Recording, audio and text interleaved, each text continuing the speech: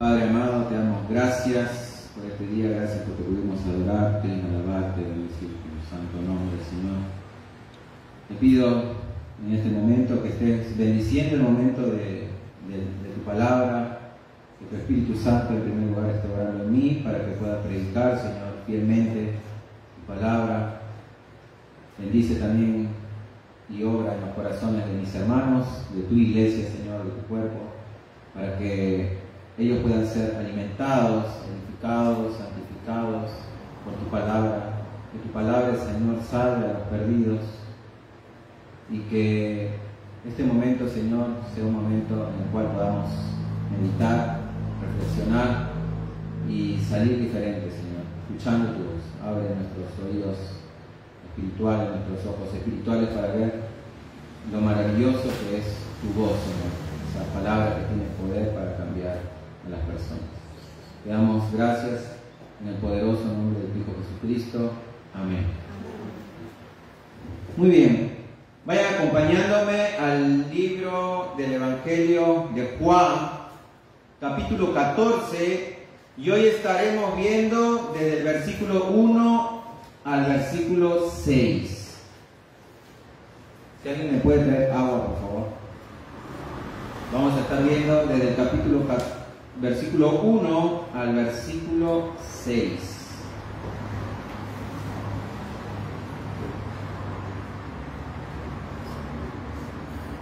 El título del sermón del día de hoy se titula Jesús, el único camino al Padre.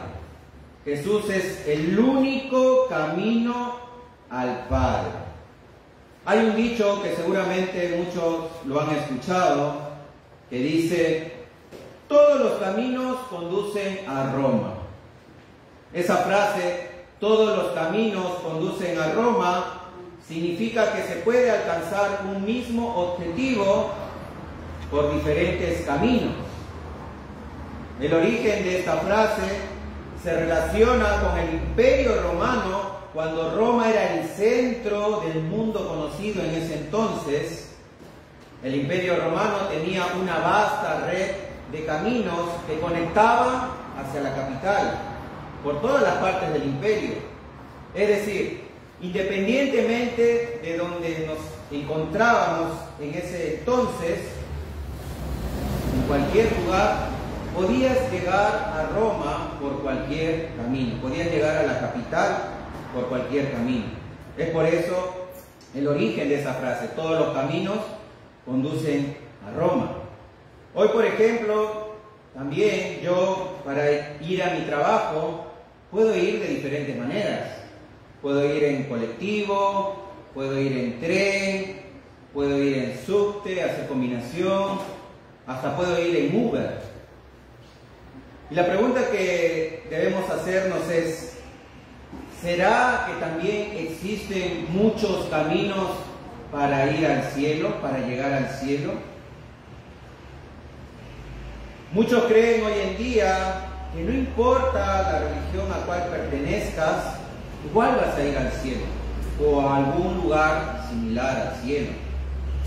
Entonces, lo que estaremos viendo el día de hoy, veremos al apóstol Juan mostrándonos, como le dije al principio, que el único camino al Padre es por medio de la persona de Jesucristo. Jesús dijo: nadie viene al Padre sino por mí.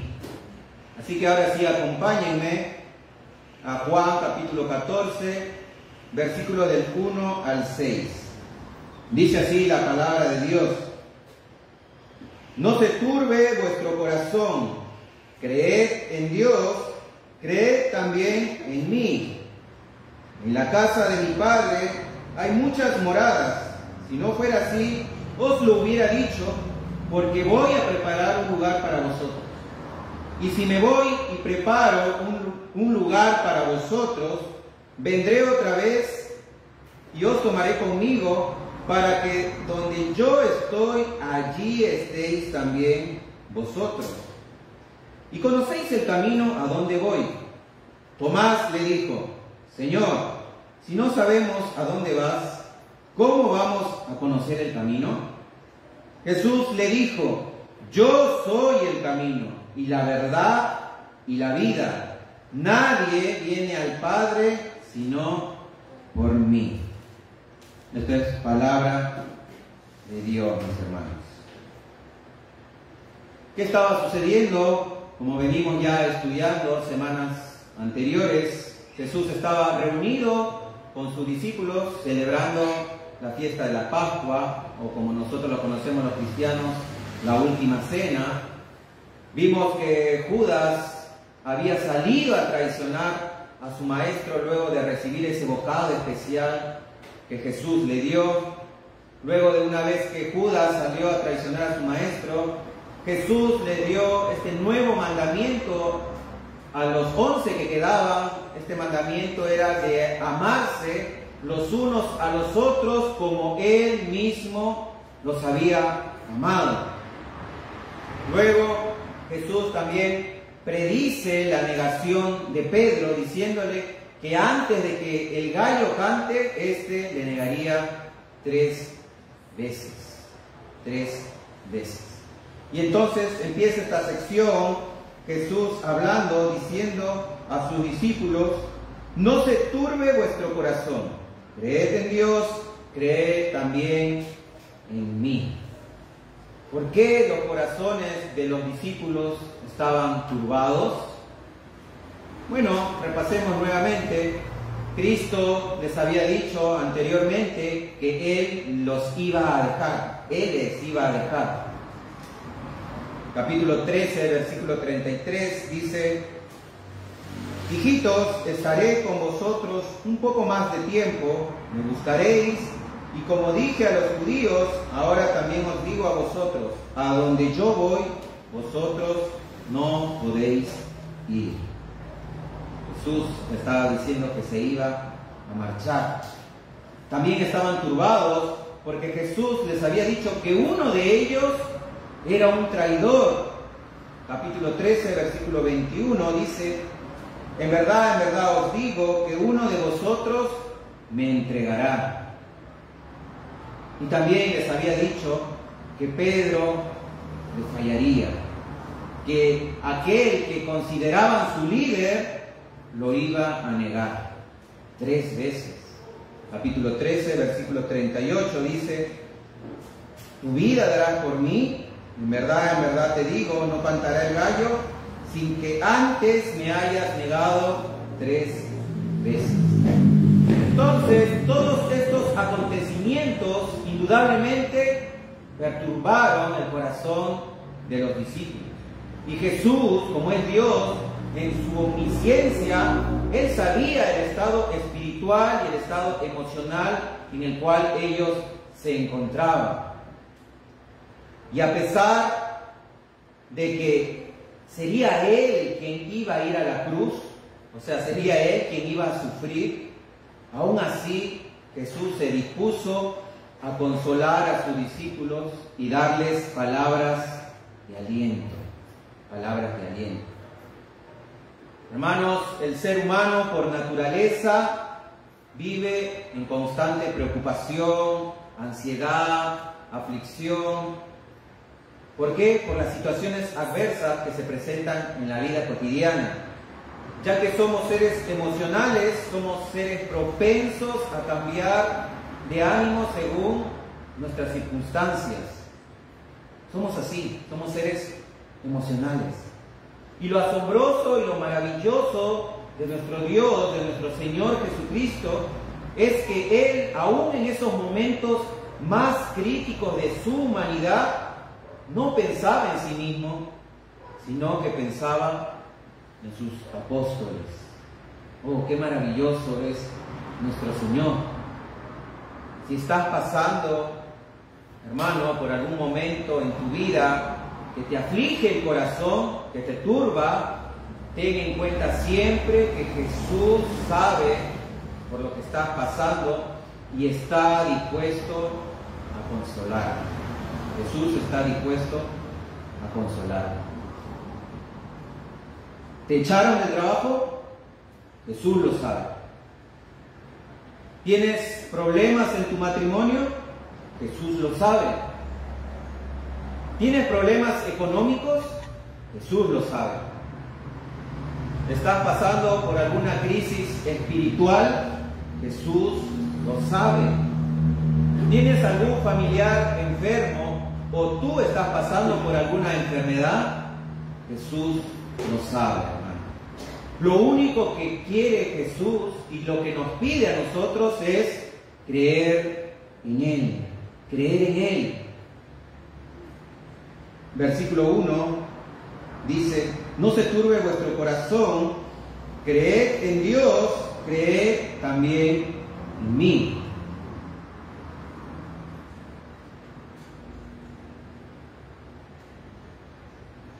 Como muchos saben, los discípulos de Jesús eran judíos. Por lo tanto, ellos habían sido educados, inculcados en esa dicha religión, la religión judía. Esta religión cree en un Dios único, en un Dios que es creador, un Dios omnipotente y eterno. Y por ende, ellos creían y confiaban en el Dios de Israel, conocido como Jehová. Ellos creían en Dios, creían en Jehová.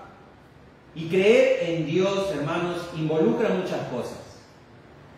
En primer lugar, involucra que Dios es único. Solamente hay un solo Dios. Y ellos lo sabían. También creer en Dios involucra creer en su palabra, creer en lo que está escrito. Eso muestra la fe de la persona. La palabra de Dios, la Biblia dice que Abraham fue justificado por su fe. Abraham le creyó a Dios, creyó en su palabra, creyó en sus promesas. Creer en Dios también involucra entender quién es Él, qué atributos tiene y cuál es su naturaleza. No puedes decir creer en Dios sin conocerlo, sin saber de Él, sin saber su procedencia, su naturaleza. Creer en Dios también involucra obedecer sus mandamientos, obedecer su palabra, obedecer lo que está escrito en la Biblia. No puedes decir creer en Dios y no obedecer sus mandamientos. Creer en Dios también involucra tener una comunión con Él a través de la oración y su palabra. Involucra tener una comunión, conocerlo a Él. Y Jesús, mis hermanos, les dice a sus discípulos que si creen en Dios, que si creen en ese Dios inculcado por su religión, por sus padres, que crean también en Él. Estas palabras, mis hermanos, hacen referencia a la igualdad de Jesús con el Padre. En otras palabras, Jesús les estaba diciendo a sus discípulos: crean en mí porque yo soy Dios. Porque yo soy Dios. Creer en Jesús es creer en el Dios verdadero. Creer en Jesús, tener fe en Jesús, es creer en el Dios de Israel. Entender y conocer a Jesús, sus atributos, su naturaleza, es entender a Dios el Padre. Obedecer a Dios, a Jesús, obedecer sus mandamientos es obedecer a Dios. Y tener una comunión con Cristo Jesús es tener una comunión con el Padre. Jesús le estaba diciendo a sus discípulos: creen en Dios, crean también en mí. Versículo 2. Jesús les dice: en la casa de mi Padre hay muchas moradas. Si no fuera así, os le hubiera dicho, porque voy a preparar un lugar para vosotros. El camino al Padre como vimos en primer lugar, para llegar al Padre es necesario creer en Jesús. Y Jesús les dice que les va a preparar un lugar.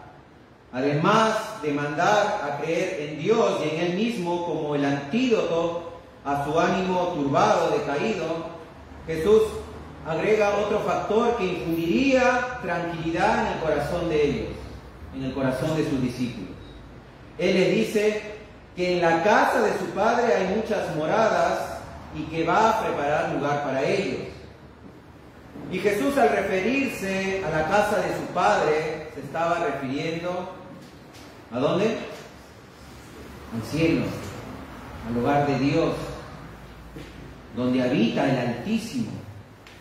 El término casa se refiere a una habitación donde mora gente, generalmente un edificio. Sin embargo, se entiende que no se refiere a un lugar físico en especial, sino que se refiere a una dimensión, a otra dimensión. También podemos ver en estas palabras la sinceridad de Jesús al decirles que si así no fuera, Él les hubiera dicho.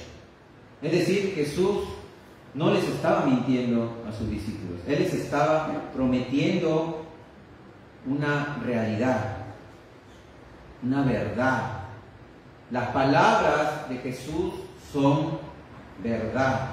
Él no miente. Sus promesas son reales. Toda la palabra de Dios, lo que está escrito en la Biblia, sus promesas son reales. Y si Él prometió a sus discípulos un espacio en la casa de Dios, es porque será así. Y no solamente a sus discípulos, sino que también se refiere a nosotros los creyentes. Tenemos un espacio en la casa de Dios. Entonces, mis hermanos, una de las cosas que Jesucristo está haciendo ahora en el cielo, aparte de interceder por nosotros como el gran sumo sacerdote que es, lo que está haciendo Jesús es preparar un lugar para nosotros, lo que hemos creído en la promesa de la vida eterna. Un teólogo conocido llamado J.C. Ryle dice lo siguiente de este versículo: Jesús, como precursor nuestro, ha ascendido llevando cautiva la cautividad y ha erigido su trono en la morada de gloria. Lo ha preparado llevando nuestros nombres en calidad de sumo sacerdote hasta el santo de los santos y previniendo a los ángeles de nuestra llegada. Los que entren en el cielo verán que ni son desconocidos ni es extraña su presencia. Fin de la cita.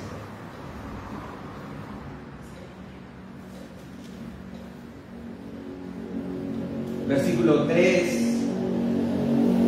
Jesús dice: y si me voy y preparo un lugar para vosotros, vendré otra vez y os tomaré conmigo, para que donde yo estoy, allí estéis también vosotros. Recordemos que Jesús estaba consolando a sus discípulos porque ellos estaban con el corazón turbado. Y esta palabra de consuelo de Jesús a sus discípulos es acerca de su segunda venida y del arrebatamiento hacia ese lugar celestial.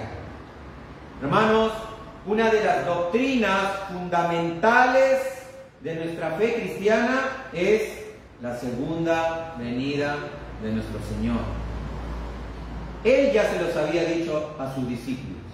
Mateo, capítulo 24, 30, lo que están anotando ahí, dice: entonces aparecerá la señal del Hijo del Hombre en el cielo, y entonces lamentarán todas las tribus de la tierra, y verán al Hijo del Hombre viniendo sobre las nubes del cielo con poder y gran gloria. Jesús les estaba diciendo que Él regresaría. Él iba a regresar a juzgar a la tierra. Por eso es que las tribus de la tierra se iban a lamentar ante esa venida. Y Jesús dice que Él vendrá sobre las nubes del cielo con poder y con gloria. Hechos capítulo 1, versículo 11, dice: los cuales también le dijeron, estos eran los ángeles, estaban hablando a los discípulos de Jesús, le dijeron: varones galileos, ¿por qué estáis mirando al cielo? Este mismo Jesús que ha sido tomado de vosotros al cielo, así vendrá como le habéis visto ir al cielo. Los discípulos de Jesús se habían quedado paralizados mirando cómo nuestro Señor ascendía, pero los ángeles dieron estas palabras de consuelo también hacia ellos, diciéndole: así como le vieron irse, de la misma manera tiene que regresar. El apóstol Juan, también el que escribió este evangelio, el que escribió también la carta de Apocalipsis, dice en el capítulo 1, versículo 7, del 7 al 8, dice: he aquí que vienen con las nubes y todo ojo le verá, y los que le traspasaron y todos los linajes de la tierra harán lamentación por él. Sí, amén.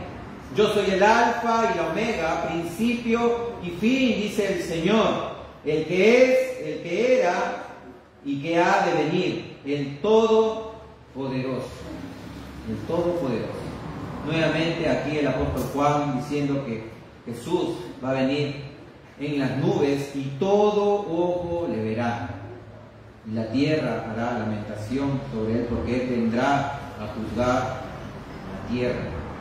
Pero no solo vendrá a juzgar al mundo, sino que vendrá para tomarnos, y donde él esté también estemos nosotros. Donde él esté también vamos a estar. Versículo 3, nuevamente lo leo, y dice: y si me voy y preparo un lugar para vosotros, vendré otra vez y os tomaré conmigo, para que donde yo estoy, allí también vosotros estéis.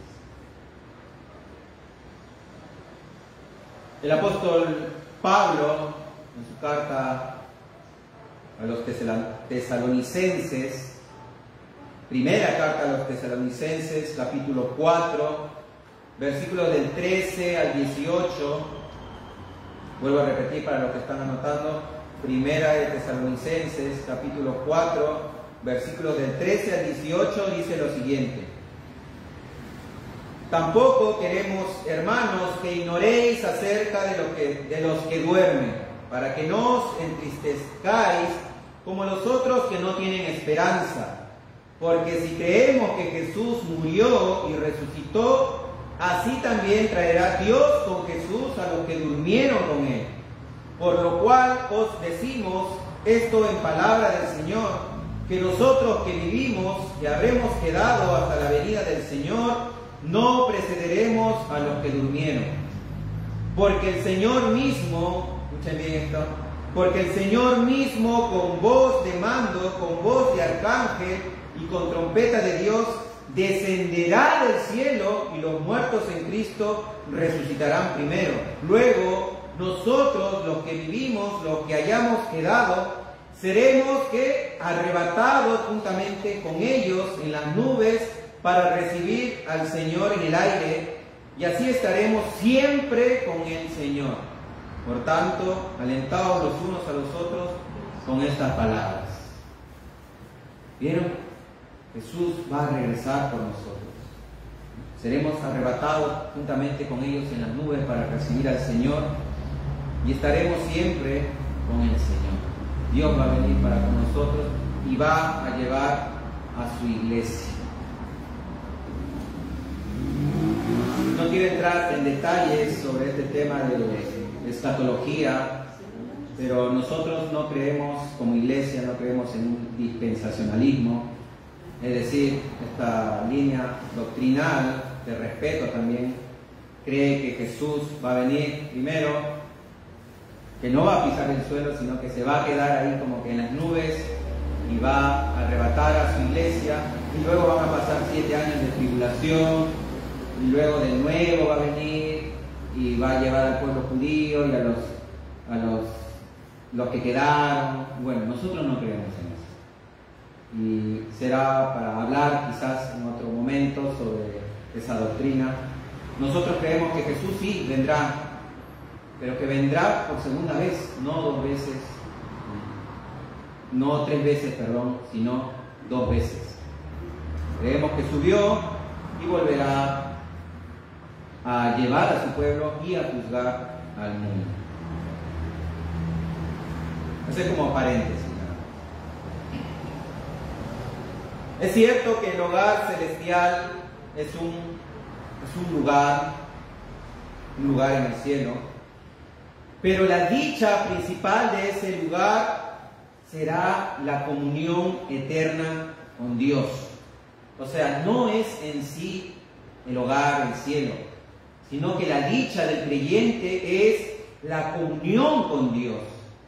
Por lo tanto, las personas que no quieran tener esa comunión eterna con Dios aquí en la tierra ahora, es decir, en la iglesia, no tendrán comunión con Él en aquel día. Es decir, no serán salvos, no irán al cielo. Pareciera que algunos solamente quieren ir al cielo, ¿para qué? Para escapar del fuego del infierno. Porque para ellos el orar a Dios y asistir a las reuniones de la iglesia es como llamar a la policía o llamar a los bomberos. ¿Cuándo se llama a la policía o a los bomberos? En caso de una emergencia, ¿cierto? Bueno, estas personas son así, que solamente buscan a Dios en los casos de emergencias, cuando le va mal. Parece que si estas personas no tuvieran miedo al castigo en el infierno, nunca asistirían a ningún culto, porque verdaderamente no buscan la comunión con Dios. No buscan la comunión con Dios. Lo importante, mis hermanos, es eso, la comunión con Dios. ¿De qué te sirve ir al cielo si aquí no pudiste disfrutar de la presencia de Dios, de la comunión con Dios aquí, precisamente en la iglesia, adorándole, alabándole, escuchando su palabra, su voz, teniendo comunión con los hermanos?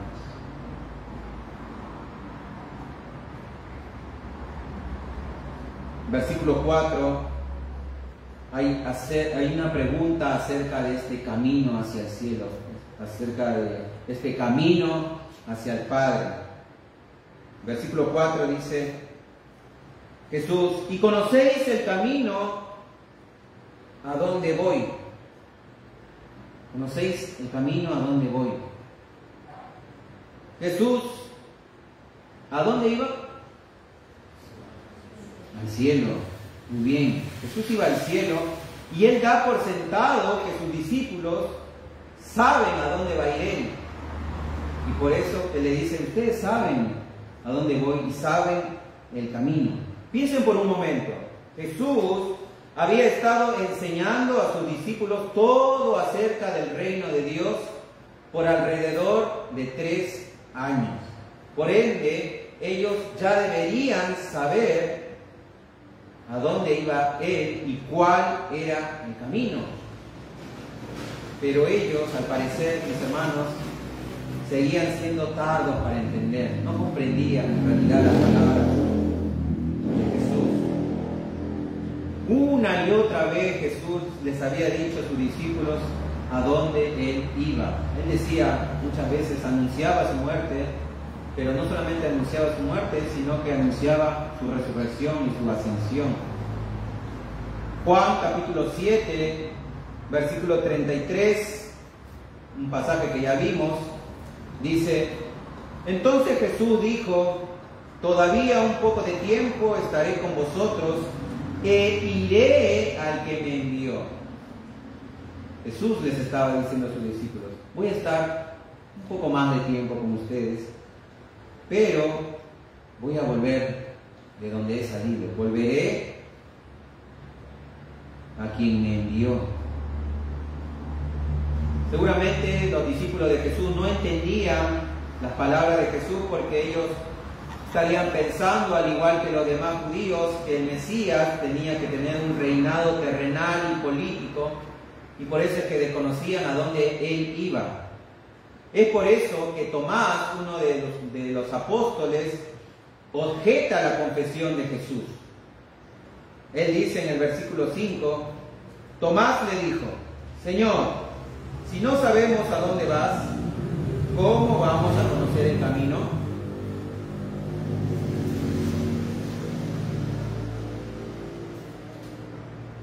Vemos entonces acá que entra en escena Tomás, uno de los discípulos de Jesús, y él con toda la sinceridad del mundo confiesa su duda y su ignorancia de que no entendía nada. Él le dice, Señor, no sabemos a dónde vas, ¿cómo vamos a saber el camino? Y lo maravilloso de su confesión fue que dio origen a una de las revelaciones más gloriosas que Jesús hizo a sus discípulos. Hermanos, a veces es mejor ser humilde y decir que no entendemos nada, a ser orgulloso y aparentar que sí entendemos. Por eso es bueno e importante que si no entienden nada de la predicación, o tienen alguna duda, al terminar pueden charlar conmigo o escribirme también al WhatsApp. Pero no seamos orgullosos, seamos a veces humildes. Esta vez no entendí lo que hablo.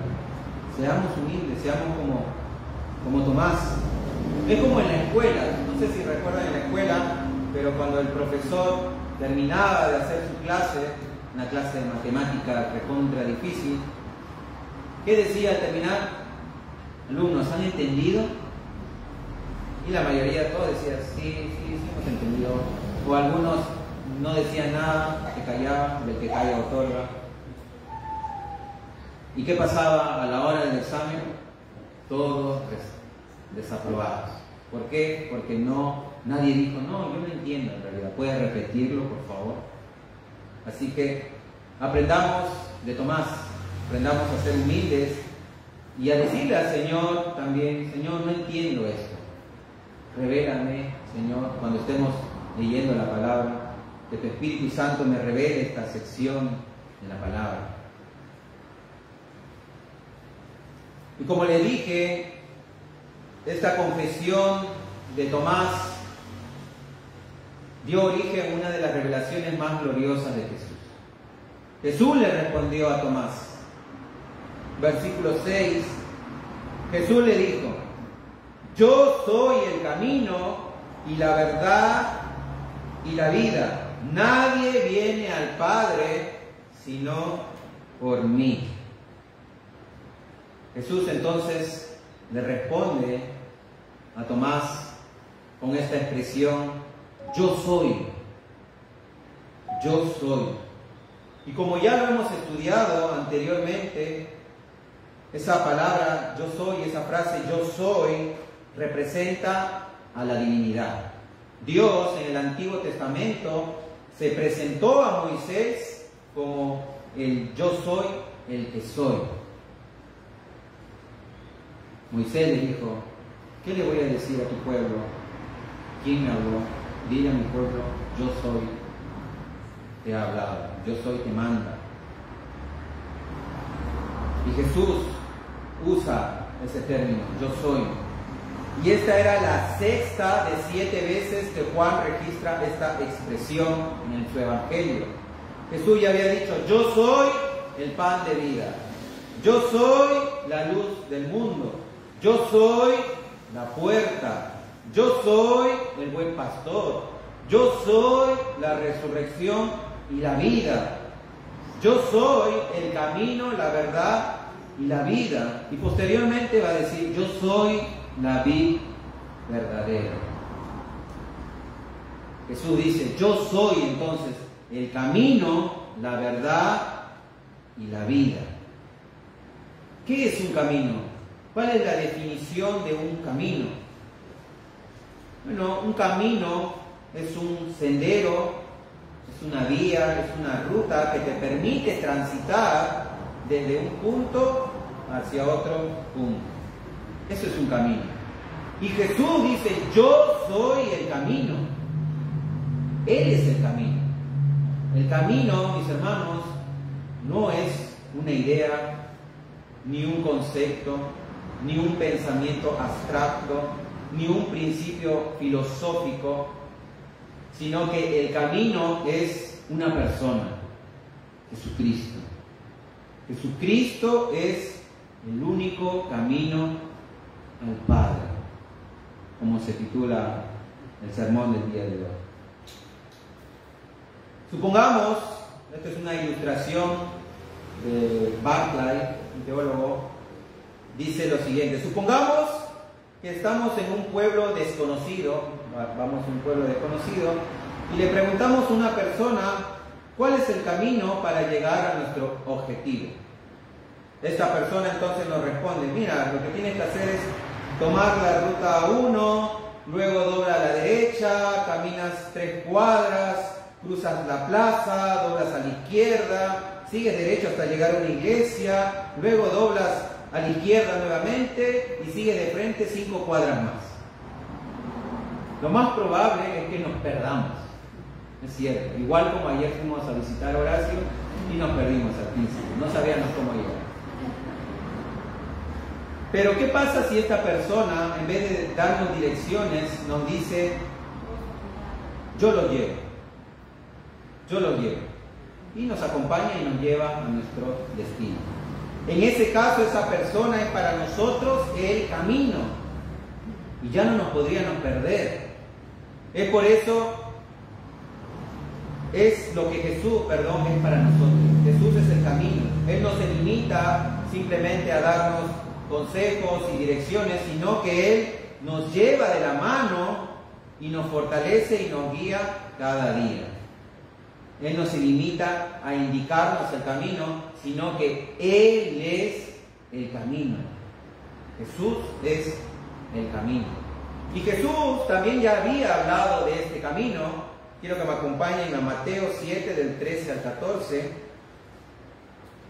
los que tienen sus Biblias. Mateo 7, del 13 al 14. Igual ahí está en las pantallas. Dice así la palabra del Señor, hablando a sus discípulos en el Sermón del Monte. Él dice: entrad por la puerta estrecha, porque ancha es la puerta y espacioso el camino que lleva a la perdición, y muchos son los que entran por ella. Porque estrecha es la puerta y angosto el camino que lleva a la vida, y pocos son los que la hallan. Wow. Ancha es la puerta y espacioso el camino que lleva a la perdición. Hermanos, seguir a Cristo no es fácil. Seguir a Cristo no es fácil. Jesús dice que estrecha es la puerta y angosto el camino que lleva a la vida, y pocos son los que la hallan. Pocos son los que la hallan. Como dijimos anteriormente, Jesús es ese camino. A Jesús debemos hallar, o Él es el que nos halla. El camino a la salvación es únicamente por fe en Jesucristo. No hay otro camino. No hay otro camino para poder ser salvo. Lamentablemente, hoy en día los falsos maestros ofrecen un camino fácil. Te dicen que puedes caminar o ir hacia el cielo, es decir, te ofrecen un camino sin sufrimiento. Los falsos maestros te ofrecen un camino sin sufrimiento. ¿Han escuchado esa frase? Pare de sufrir. Una mentira. Como le dije, el camino hacia el Padre no es fácil. Ellos te ofrecen un camino con riquezas terrenales, donde van a la iglesia para enriquecerse. Escuché por ahí de uno que le exigía a Dios: ¿dónde están mis millones? Mentiras. Los falsos maestros también ofrecen un camino sin santidad. ¿Por qué? Porque ellos no te hablan del pecado en sus predicaciones. Todo es prosperidad, te va a ir bien, eres un campeón. Pero la palabra pecado no existe en sus sermones. Ellos te ofrecen un camino sin santidad. Te ofrecen un camino sin compromiso, donde al pastor le da igual si vienes o no vienes a la iglesia. No le interesa tu vida, lo único que le interesa son sus ofrendas, sus diezmos. Pero el único camino, mis hermanos, verdadero es Cristo. Él es el verdadero camino. Y desviarnos del camino es fácil. Es fácil. No sé cuántos de acá habrán leído el libro de John Bunyan, El progreso del peregrino. Un libro muy famoso que todo cristiano debería leer, El progreso del peregrino. Es más, hay ya videos en YouTube con dibujitos y todo. Y hay una parte donde este personaje llamado Cristiano se encuentra en medio de dos caminos: el camino fácil y el camino difícil. El camino fácil es hermoso a la vista de los ojos, es hermoso, por eso es que muchos van por ahí. Pero el camino difícil, el camino de la salvación, está lleno de pruebas y dificultades. ¿Y qué creen que hace este personaje? Va por el camino fácil. Se va por el camino fácil, que después lo lleva a la ruina. Pero luego recapacita y regresa al camino. Por eso es que le dije que el camino es fácil desviarnos del camino. Es por eso que Jesús les dice a sus discípulos: entren por la puerta estrecha, vayan por el camino angosto que lleva a la vida, porque pocos son los que la hallan. Pocos son los que la hallan. Jesús también dice que Él es el camino, pero también dice que Él es la verdad. ¿Qué es la verdad? En cierta ocasión, Poncio Pilato, cuando estaba interrogando a Jesús, le hizo esta pregunta. Le dijo: ¿qué es la verdad? ¿Por qué le había preguntado esto? Bueno, porque Jesús le había dicho que Él había venido a este mundo, había nacido para dar testimonio de la verdad. La verdad significa autenticidad, la verdad significa que es genuino, verídico y que no es falso. Eso es la verdad. Entonces Jesús, al afirmar que Él es la verdad, estaba diciendo que Él es la verdad absoluta sobre este mundo. No hay otra verdad. La filosofía de este mundo nos dice que no existe la verdad absoluta. No sé si habrán escuchado. Ellos dicen: no existe la verdad absoluta. Cada quien forma su propia verdad. Cada quien forma su propia verdad de las cosas. Es decir, es algo subjetivo, es algo de cada uno, depende de cada quien.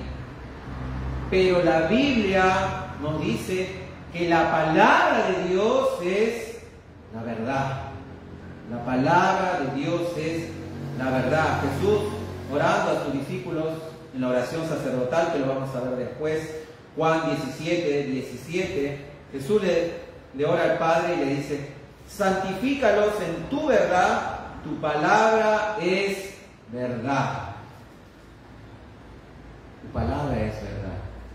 Juan capítulo 1, versículo 14 dice: y el Verbo se hizo carne y habitó entre nosotros, y vimos su gloria, gloria como del unigénito del Padre, lleno de gracia y de verdad. Y esa palabra verbo viene del griego logos, que significa ¿qué? Palabra.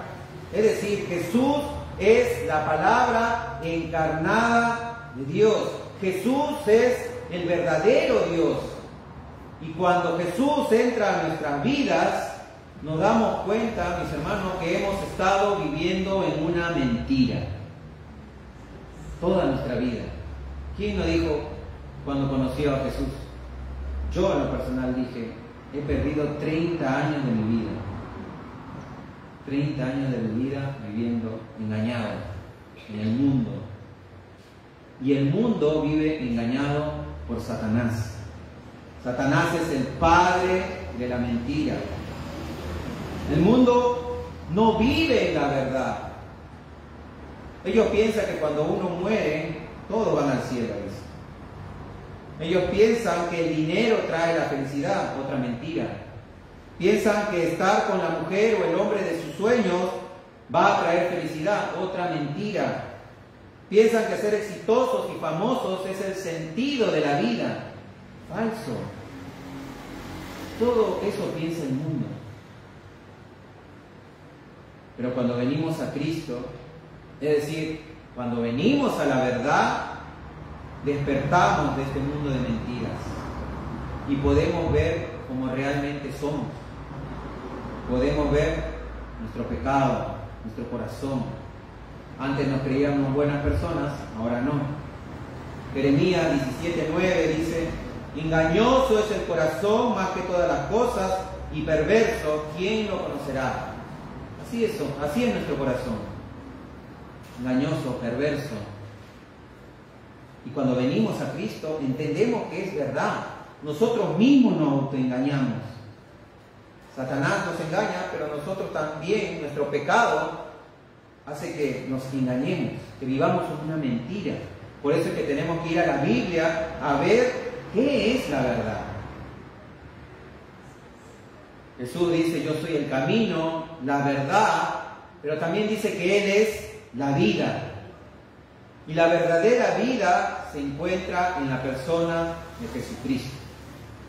Él había dicho anteriormente en Juan 10, versículo 10, Él dice: el ladrón no viene sino para hurtar y matar y destruir. Yo he venido para que tengan vida y para que tengan en abundancia. Jesús ha venido a este mundo para tener vida y vida en abundancia. Jesucristo es el único que nos puede dar esa vida. Solo Él. La Biblia dice que antes nosotros estábamos muertos en nuestros delitos y pecados. Efesios 2:1 dice: y Él os dio vida a vosotros cuando estabais muertos en vuestros delitos y pecados. Y Él nos dio la vida. Jesucristo es la vida. Es por eso que nadie puede ir al cielo sino por Jesús. ¿Por qué? Porque Él es el camino, la verdad y la vida. Jesús dice: nadie viene al Padre si no es por mí. No existe otro camino hacia el cielo si no es por medio de nuestro Señor Jesucristo, hermanos. Hechos 4:12 dice: y en ningún otro hay salvación, porque no hay otro nombre bajo el cielo dado a los hombres en el cual podamos ser salvos. No hay otro camino. No lo hay, solo Cristo es el único camino al Padre. Ya para terminar, mis hermanos, conclusión. Hermanos, los que me están oyendo, la religión no te va a salvar.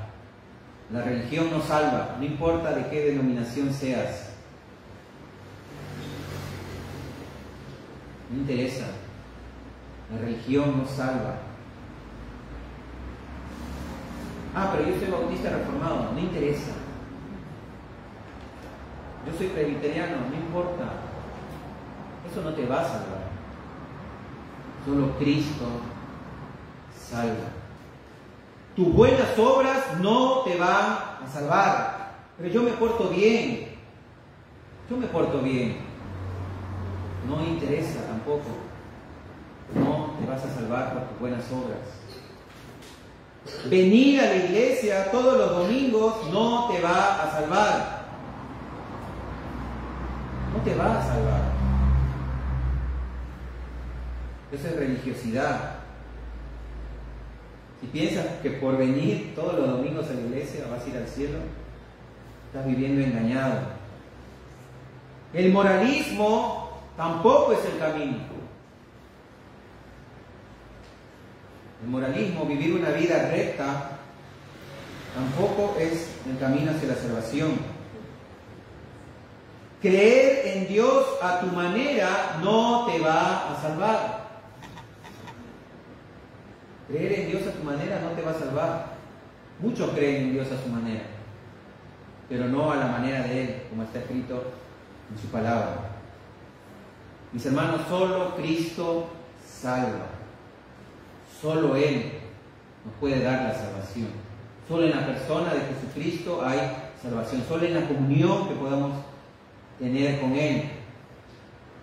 Y si estás sin Cristo en esta noche, te invito a que vengas a Él y creas en Él como tu Señor y tu Salvador. Ven a Él. Él es el único camino. Él es la verdad. Él es el que te puede librar del engaño de Satanás y del mundo. Y solo en Él podrás encontrar el verdadero significado de la vida. ¿Cuál es el verdadero significado de la vida? Como dice nuestra confesión de fe, es glorificar a Dios y disfrutar de Él por la eternidad. Cuando uno encuentra, mis hermanos, o tiene un encuentro personal con Cristo, su vida cambia. Su vida es transformada. Así que si no estás sin Cristo, animo a que puedas orar en tu casa, confesarle tus pecados. La Biblia dice que Él es fiel y justo para perdonar nuestros pecados. Pídele que te salve. Pídele que te haga nacer de nuevo. Pídele que te muestre el camino. Oramos.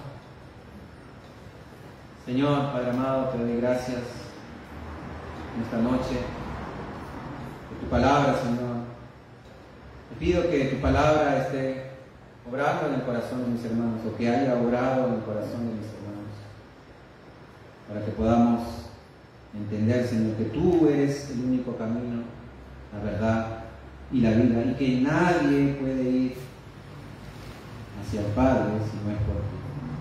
Ayúdanos, Señor, a permanecer en el camino, a perseverar en el camino, y, Señor, a guiar a otros en el camino. Ayúdanos, Señor, a darnos oportunidades para predicar acerca de ti, de tu persona, de lo que eres, de tus atributos y de tu glorioso evangelio. Señor, guárdanos en nuestra vuelta a casa y te estamos agradecidos, Señor, en el nombre poderoso de tu Hijo Jesucristo. Amén. Muy bien, hermanos, todavía no se vayan porque vamos a tener una última alabanza para adorar a nuestro Dios.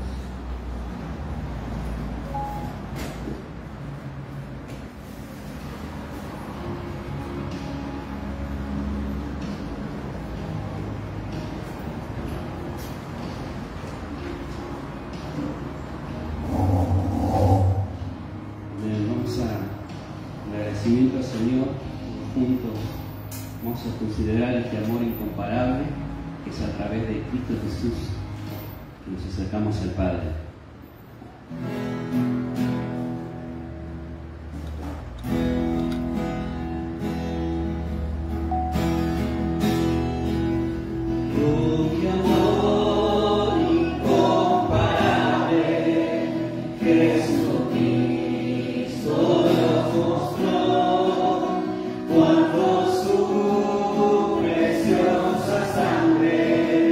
Por nosotros derramó.